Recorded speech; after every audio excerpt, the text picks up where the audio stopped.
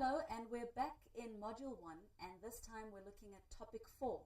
And now we're looking at making money grow. So in this topic, we're going to look at something that you'd probably be very interested in as an investor, which is making your money grow. And we're going to look at something that some people tend to refer to as the eighth wonder of the world, and that is compound interest. That is interest on interest. So let's get started.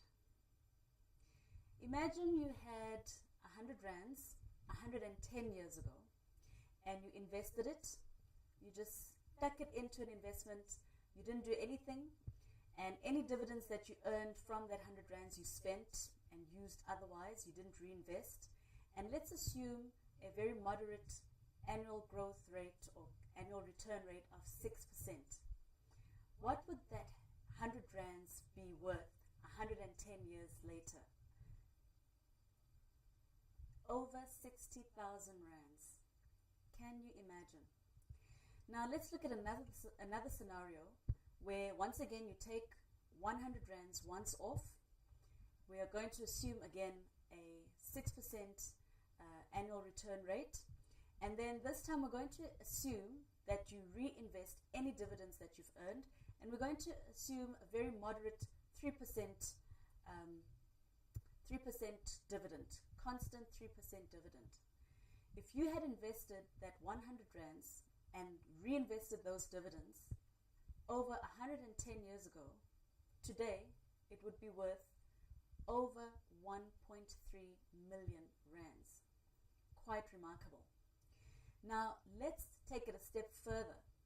What would happen if you took 100 rands every single year for 110 years and invested that, and you also reinvested the dividends, and we're going to assume the same growth rates of a constant 3% dividend and a constant 6% annual return?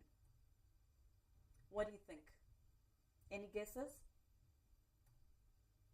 15.8 million rands. So as you can see, compound interest really is the eighth wonder of the world, and it's quite a good incentive to get started investing in shares. But keep in mind the following. When you're looking at shares to buy, ask yourself, how much does the company pay out in dividends? Because obviously, as an investor, you'd like to earn dividends. And then in terms of their dividend payout ratio, how often do they pay out dividends? Is it once a year, twice a year? And then also ask yourself, have the dividends been increasing or decreasing over the years?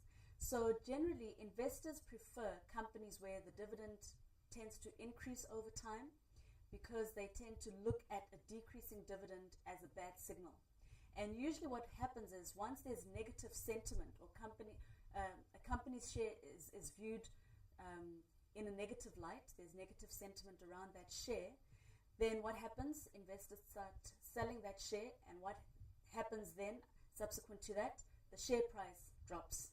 So it's not a good thing. So those are just some things to keep in mind.